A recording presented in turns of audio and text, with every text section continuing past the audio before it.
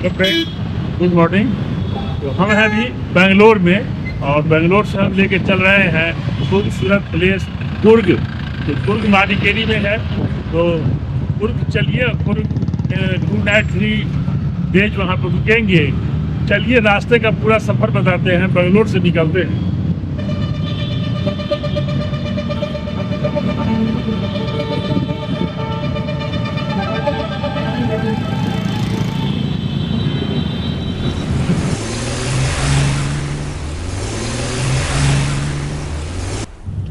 बंगलोर से हम लोग सुबह 8:30 बजे निकले हैं और यहाँ सुबह सुबह काफ़ी अच्छी मौसम होती है, एकदम गुलाबी गुलाबी ठंड जो होती है ना, वो सुबह और शाम में जो लगती है। चलिए देखिए, हम रोड व्यू आपको दिखा रहे हैं। यहाँ से कुर्ग 260 किलोमीटर है। लोग वीकेंड मनाने के लिए कुर्ग जाया करते हैं। हम तो आ रहे हैं नॉर्थ इंडिया से घूमते घूमते, तो मेरा भी इच्छा हुआ कि कुर्ग को घूमा जाए, जहाँ कॉफ़ी प्लांटेशन बहुत फेमस है। यहाँ से 5 घंटा लगना चाहिए। कहीं पर हम लोग ब्रेकफास्ट करेंगे तो सब मिला करके कॉफ़ी टी ब्रेकफास्ट सब मिला के 6 घंटा में हम लोग पहुँच जाएंगे। तो 2 बजे तक पहुँचने का टारगेट है, 2:30 बजे तक। चलिए हम लोग कहीं न कहीं ब्रेकफास्ट करेंगे। कहाँ पर ब्रेकफास्ट करते हैं, कहाँ पर कॉफ़ी टी पीते हैं, रास्ते का क्या अपडेट्स है, चलिए रास्ते में बताते हैं। कुर्ग यहाँ से दूर पहाड़ों, कॉफ़ी के बागानों और धुंध से घिरी एक ऐसी जगह है जिसे लोग कहते हैं इंडिया का स्कॉटलैंड। वो है कुर्ग। हम लोग जो यहाँ से कुर्ग जा रहे हैं बेंगलोर से, तो मैसूर होते हुए जाएंगे। मैसूर को बाईपास करेंगे। चलिए हम मैसूर रोड में कहाँ एंट्री लेते हैं वो भी दिखाएंगे। आप देख ही रहे हैं, जैसे ही हम सिटी के ट्रैफिक से बाहर निकलते जा रहे हैं, हाईवे का मज़ा शुरू हो रहा है। बेंगलोर से मैसूर तक का हाईवे तो काफ़ी शानदार है। चौड़ी सड़कें, स्मूथ ड्राइव और रास्ते में कई अच्छे फ्रेंड्स भी मिल जाते हैं। अगर आप रोड ट्रिप लवर हैं तो ये ड्राइव आपको काफ़ी पसंद आने वाली है। मुझे काफ़ी मज़ा आ रहा है ड्राइविंग करने में। आप भी इस रोड से अगर आप मैसूर होकर के कुर्ग गए हैं तो हमें कमेंट करके बताइए। हम आगे बढ़ते जा रहे हैं। यहाँ से हम मैसूर एक्सप्रेसवे पकड़ने वाले हैं। अब देख भी रहे हैं बोर्ड पर मैसूर एक्सप्रेसवे, और मैसूर एक्सप्रेसवे से चलेंगे हम। चलिए मैसूर एक्सप्रेसवे में कनेक्ट होते हैं बेंगलोर से निकल करके। तो आज का ये पहला टोल आ गया है। चलिए देखते हैं टोल कितना लगता है। काफ़ी देर से टोल पर समय लग रहा है और गडकरी जी का नियम है कि 2 मिनट से ज़्यादा टोल पर रुकने पर आपको टोल फ्री होना चाहिए। पता नहीं कब यह नियम लागू होगा, लेकिन अगले टोल से अलग रहिए। कितना टोल लगेगा वो भी बताएंगे। 233 रुपीज़ 233 रुपीज़ का टोल यहाँ पर लगता है। लेकिन मेरे को 15 रुपीज़, चूँकि एनुअल पास है मेरे पास, 15 रुपये का ही टोल लगेगा। बाइक वाले को भी लगता है टोल।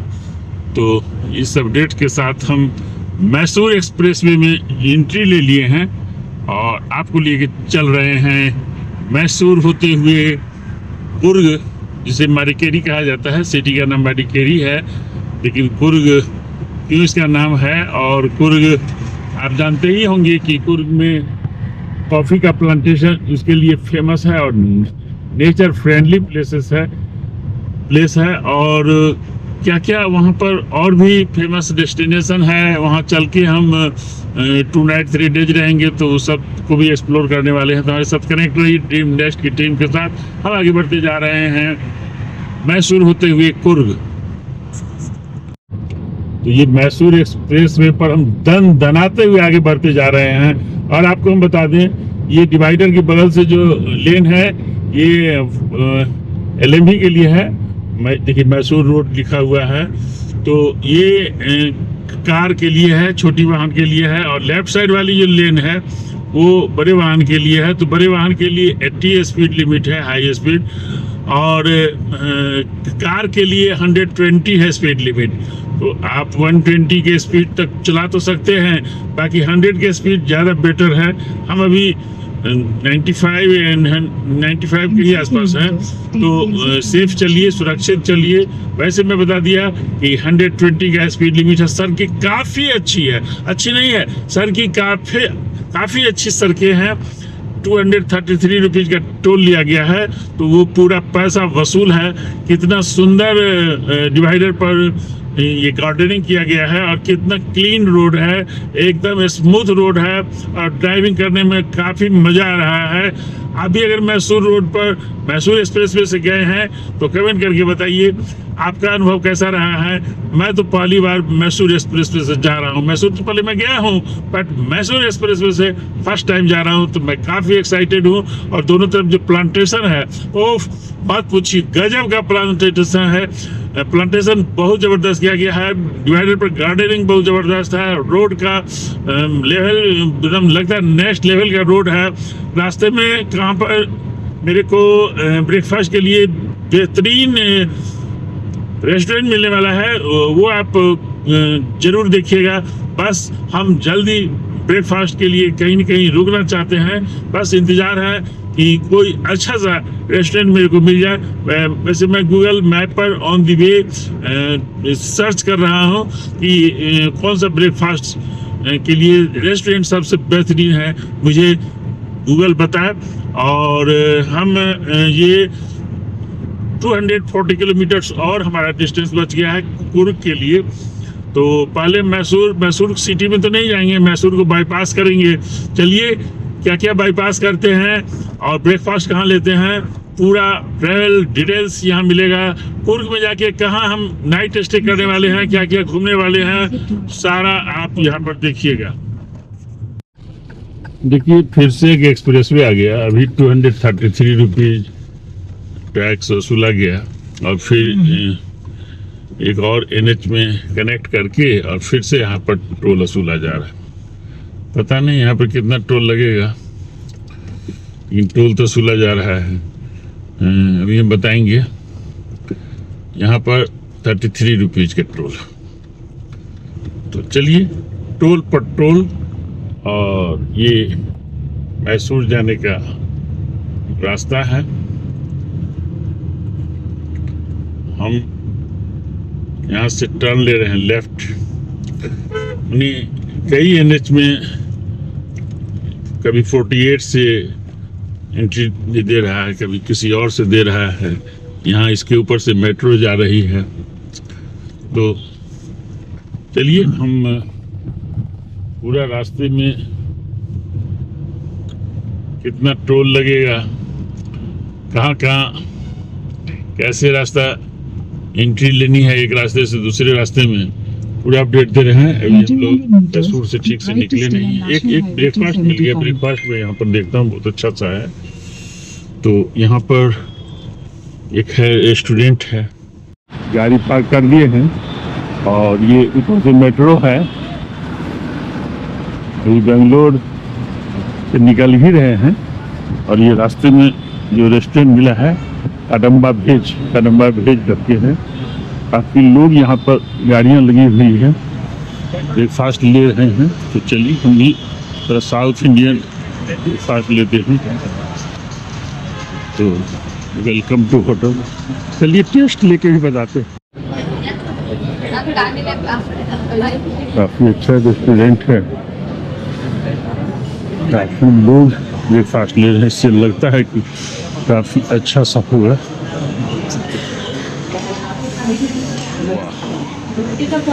हम भी टेस्ट लेते हैं। ये मिनी ब्रेकफास्ट है और इसमें पोंगल भी है, करी भी है, मानी हर चीज़ है, डोसा भी है। तो इसको टेस्ट करते हैं और इसको मैंने इसलिए मंगाया कि हर चीज़ का टेस्ट किया जाएगा। मैम स्टार्ट कीजिए। मैम टेस्ट करके बताएंगे भाई। पहले डोसा से ही शुरू। हम क्रंची जी चलिए,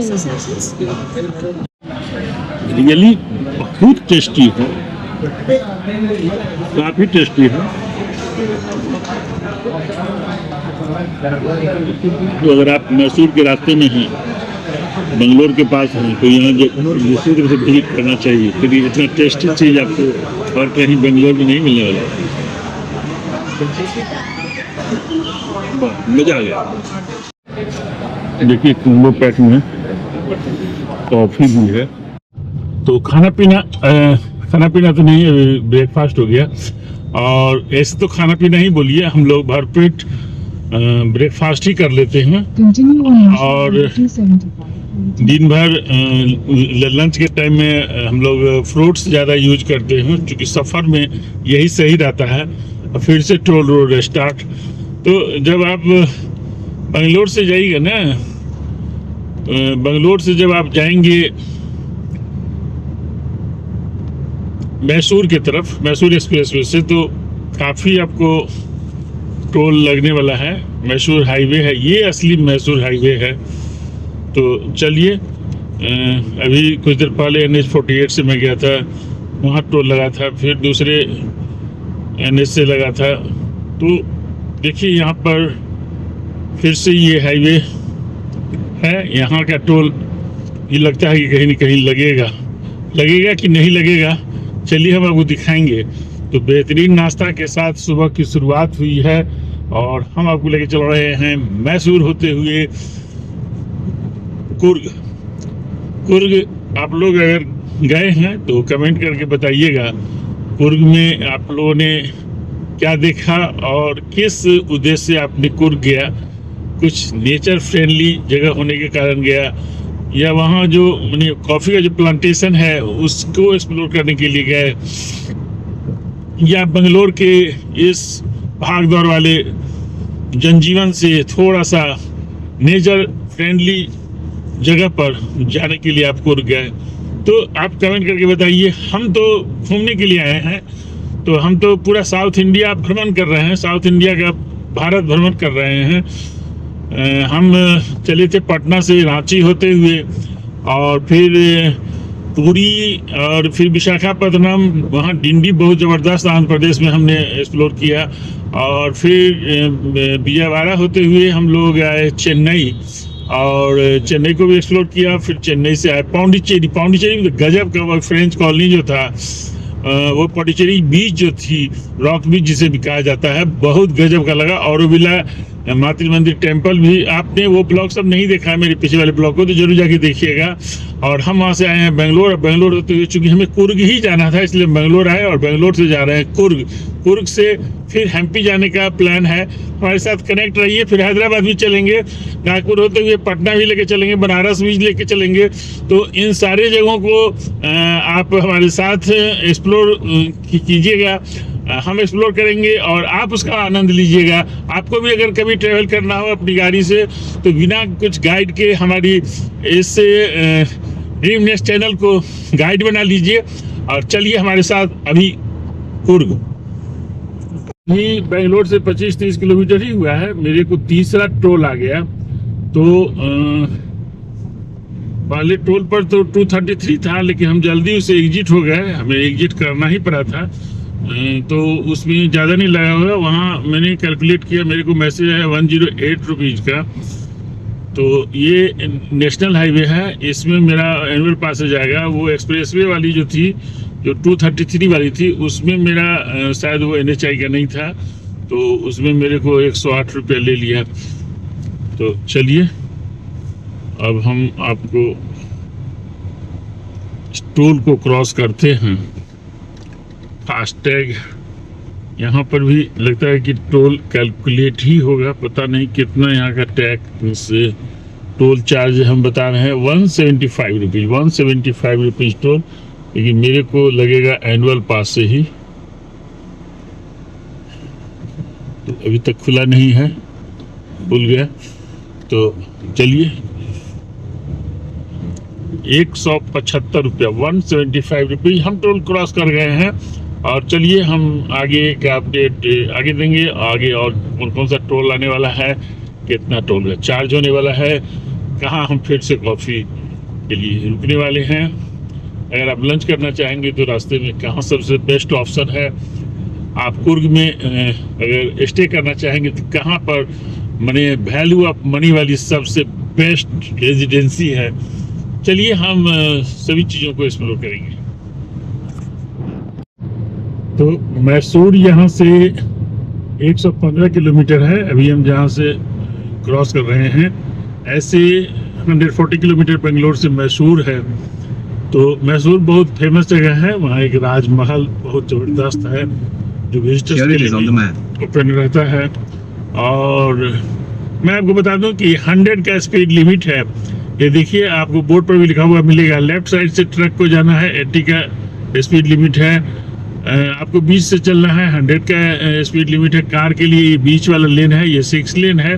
और एक्सप्रेसवे एकदम 6 लेन है, ज़बरदस्त है। और डिवाइडर के बगल वाली जो गाड़ी हमारी आगे बगल से गुजरी है वो ओवरटेक लेन है। तो ये हम आपको अपडेट के साथ आगे बढ़ रहे हैं। तो एक्सप्रेसवे जो है ना बहुत ज़बरदस्त होता है ड्राइविंग के लिए, खास करके हाईवे ड्राइविंग के लिए। इस पर माने ट्रैफिक बहुत एकदम कंट्रोल्ड में होती है।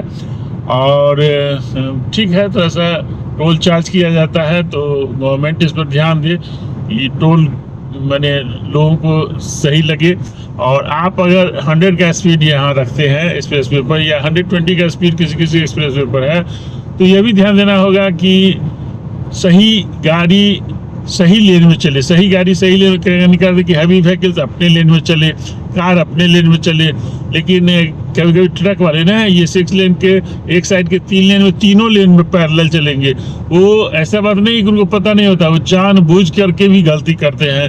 तो इसको कंट्रोल किया जाए, तभी आप स्पीड मेंटेन कर पाइएगा एक्सप्रेसवे का, और तभी एक्सप्रेसवे पर चलने का मतलब समझ में आएगा। ये मेरा आप लोगों से ताकि वीडियो को दबा के शेयर कीजिए, इतना शेयर कीजिए कि अथॉरिटी के पास जाए हमारी वीडियो और इस पर एक्शन हो। चलिए हम आगे का आपको व्यू दिखाते हैं। 6 किलोमीटर तो हम मैसूर की तरफ एकदम लगातार आगे बढ़ते जा रहे हैं। काफ़ी स्मूथ ड्राइविंग हो रही है, मज़ा आ रहा है ड्राइविंग करने में। जो बात बता रहा था, ये सामने में एग्जाम्पल है कि कार वाले लेन में ट्रक वाले चल रहे हैं, कौन इसको देखेगा? ये बाएं वाले भाई साहब तो सही जा रहे हैं, लेकिन ये जो ट्रक जा रही है इसको कौन इस पर अंकुश लगाएगा? कौन बताएगा कि आपका लेन नहीं है? और ये कार वाले लेन में चलेंगे तो कार वाले को डिस्टरबेंस होगा, और फिर किस बात का आप टोल इतना चार्ज करोगे जब उसको स्पीड मिलेगा ही नहीं। काफ़ी देर तक उनको पैदल मैंने उनके पीछे पीछे चलना पड़ता है उनके स्पीड के हिसाब से। तो आप कमेंट कीजिए और दबा के शेयर कीजिए वीडियो को, जो इस अथॉरिटी के पास जाए। इस पर अंकुश लगाने की ज़रूरत है। कैसे अंकुश लगेगा, ये गवर्नमेंट की जवाबदेही है। चलिए हम आपको मैसूर बाईपास होते हुए भी दिखाएंगे।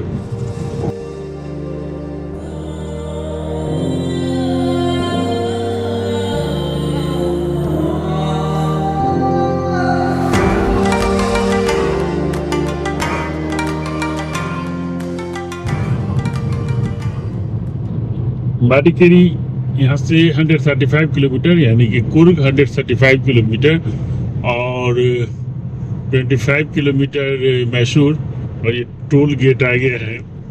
तो चौथा टोल है। अगले वाली गाड़ी से थोड़ा डिस्टेंस बना के रखिए, जिससे कि आपका कहीं स्कैन नहीं हो जाए। कई बार ऐसा हुआ है। चलिए हम आगे बढ़ रहे हैं। यहाँ 170 का टोल लगाया गया है। NHI का टोल है 170।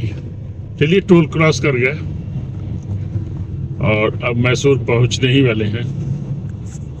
NH 275 का टोल रोड एंड कर गया, और ये बहुत इम्पोर्टेंट पॉइंट है। यहाँ से ऊटी लेफ्ट जाइएगा। ऊटी अगर जाना हो तो आप लेफ्ट जाइएगा। 132 किलोमीटर है यहाँ से ऊटी। और आपको मैसूर जाना हो तो सीधे जाइएगा, 7 किलोमीटर मैसूर है। तो मैसूर के पास ही है ये जगह। और हमें मडिकेरी जाना है तो यहाँ से राइट जाना पड़ेगा। मडिकेरी यहाँ से 120 किलोमीटर है। तो हम मडिकेरी मीन्स कुर्ग, तो हम कुर्ग के लिए यहाँ से राइट टर्न ले रहे हैं। अगर हमें ऊटी जाना होता तो हम लेफ्ट टर्न लेते। तो यहाँ से हम माडिकेरी कुर्ग की ओर राइट टर्न ले रहे हैं। मैसूर सीधे चली जाएगी। चलिए, यहाँ से 120 किलोमीटर ओनली कुर्ग है।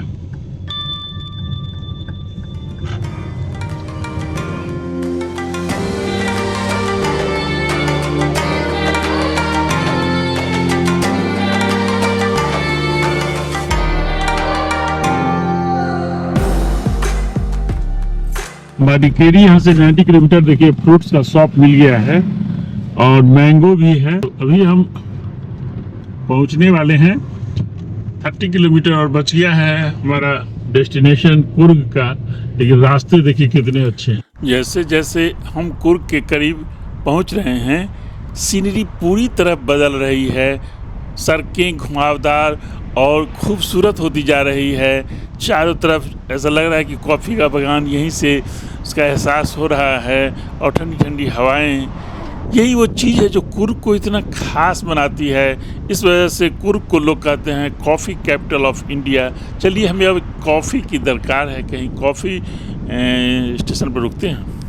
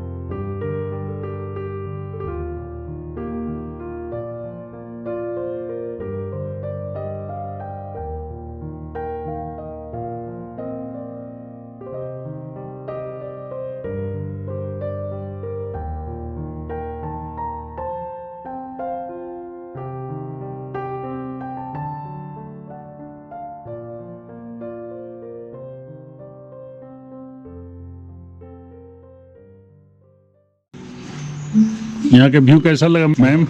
ये बहुत सुंदर लग रहा है ये।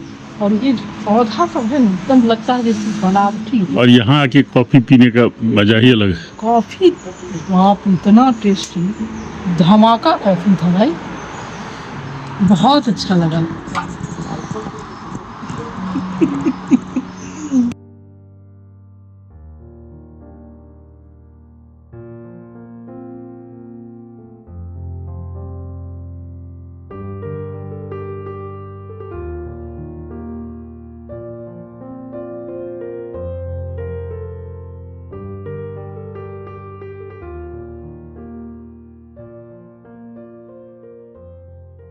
इधर ये सब देखिए, बिक ही रहा है। अंदर में स्पाइसेस वगैरह भी है।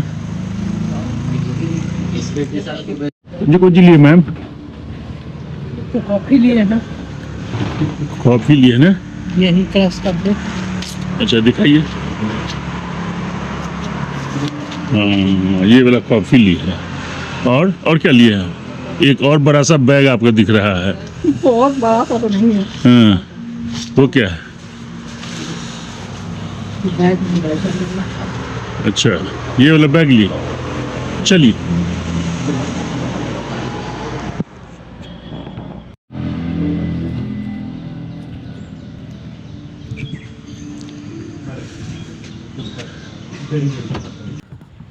हम जैसे जैसे कुर्ग के पास पहुंच रहे हैं, रास्ता भी उतना ही खूबसूरत होता जा रहा है। देखिए, चारों तरफ घने जंगल, पेड़ और घुमावदार सड़क। सच कहूँ तो यह ड्राइव अपने आप में एक अलग एक्सपीरियंस है।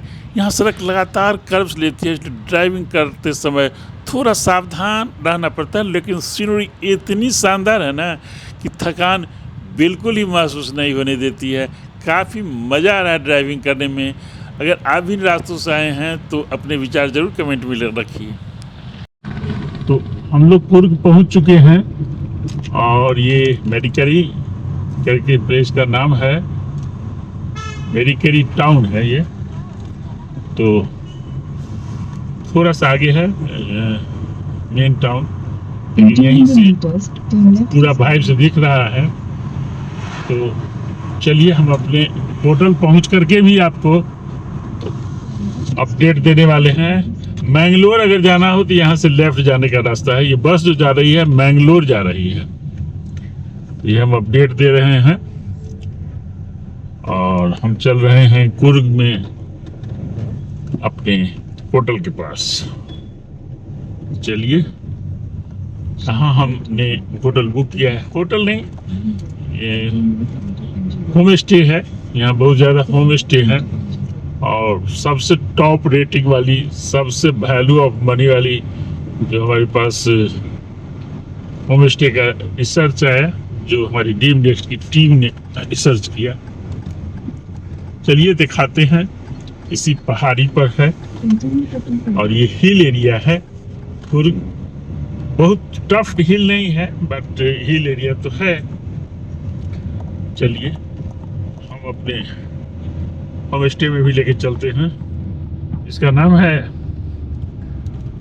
Pearl white. तो पर्ल व्हाइट में आपको हम लेके चल रहे हैं। ये क्लब महिंद्रा का है और इसी जगह ना ही होम स्टे है। चलिए आते हैं। तो हम अपने वुडन पर्ल होम स्टे में पहुंच गए। ये है वुडन पर्ल, ये होम स्टे है हमारा।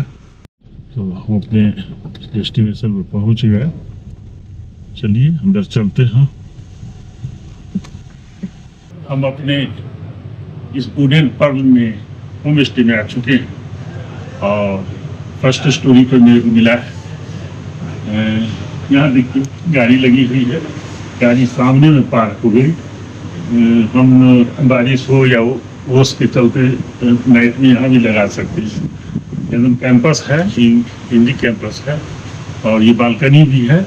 बहुत साइड बालकनी आपको देखने को मिलेगी।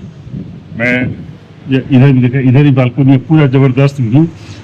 देखिए ये रूम सूट टाइप का रूम है, सूट टाइप का रूम है। यहाँ पर सीधे सोफा लगी हुई है, एक बेड भी है। अगर आपके पास कोई ड्राइवर है या कोई बच्चा है तो एक ये रूम है। देखिए ये यहाँ से ये बालकनी से नज़ारे, रूम से आप देखिएगा नज़ारे। और देखिए इधर सोफा है, मतलब कि हाई बेड सोफा है। और ये मैंने कुछ काम करना है कि मुझे बैठ करके या लगे हुए भी रख सकते हैं। इधर पीछे भी है और टेबल है, फ्रिज है। यहाँ पर आप वाश मशीन है, यहाँ पर बर्तन भी मिल जाएगा, आप धो सकते हैं। देखिए गैस चूल्हा भी है, खुद से भी कुछ चाहे तो बना सकते हैं। अगर आपके पास बहुत छोटा बच्चा है तो उसको घुमाने के लिए भी है। और आइए हम अभी तुरंत चेक इन की है, वैसे तैसे कहीं सामान रखा हुआ होगा और बहुत अच्छा है, पंखा है। और यहाँ कुर्ग में ना एसी की जरूरत ही नहीं होती, पूरा कुर्ग ही एसी है बना हुआ। और ये देखिए ये हमारे बेडरूम और ड्राइंग रूम के बीच में ये बाथरूम है, फर्स्ट क्लास के साथ क्लीन। और ये बेडरूम, क्वीन बेडरूम। देखिए मैम से ही पूछता हूँ कि कैसा लग रहा है मैम? बहुत अच्छा लग रहा है, बेड बड़ा सा भी है और एकदम क्लीन। तो बेड कंफर्टेबल है, बहुत अच्छा, बहुत सुंदर लग रहा है।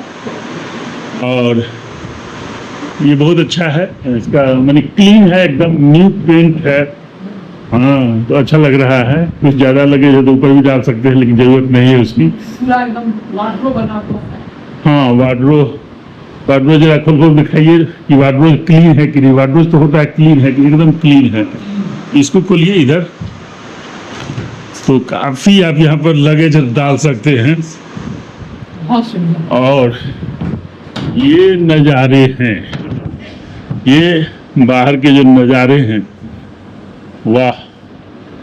तो बहुत सुंदर है, हम्म, जैसा हम लोग खोज रहे थे। वैसा ही है। सबसे बड़ा स्पेसियस है और क्लीन। हाँ, ये बात है। तो क्लीन रूम है और मैम को पसंद है तो फिर और कोई बात नहीं। बाथरूम भी बहुत क्लियर है और ये सूट रूम टाइप का पूरा फ्लैट है एक तरह से ना, पूरा 1 BHK फ्लैट है। 5 सीटर सोफा भी है, सिंगल एक बेड है, अगर आपके पास कोई एक्स्ट्रा पर्सन है तो उसके लिए। हाँ हाँ, और यहाँ भी और ये ड्राइंग रूम से बहुत अच्छा दिखता है। बहुत सुंदर, हम्म, काफी स्पेसियस, हम्म। बहुत तो सुंदर। मैं बता दूं कि मैंने इसको बुक किया, मैंने कांटेक्ट करके, और हम कांटेक्ट नंबर आपको स्क्रीन पे भी डालने की कोशिश करेंगे, डिस्क्रिप्शन में पूरा डिटेल्स डाल देंगे, लोकेशन डाल देंगे। और एकदम ये जो वादियों के बीच में है, थोड़ा सा 5-6 किलोमीटर सिटी से, बाकी सिटी से अलग है। हम चाहते भी थे कि सिटी में थोड़ा सा तो रहता है रस गाड़ी का, लेकिन यहाँ पर एकदम शांति वाला जो नेचर वाइब्स है, ये इस तरह का यहाँ पर है। तो हमने यहाँ पर इसको बुक किया, फोन करके प्री बुक किया, और आप विश्वास नहीं करेंगे,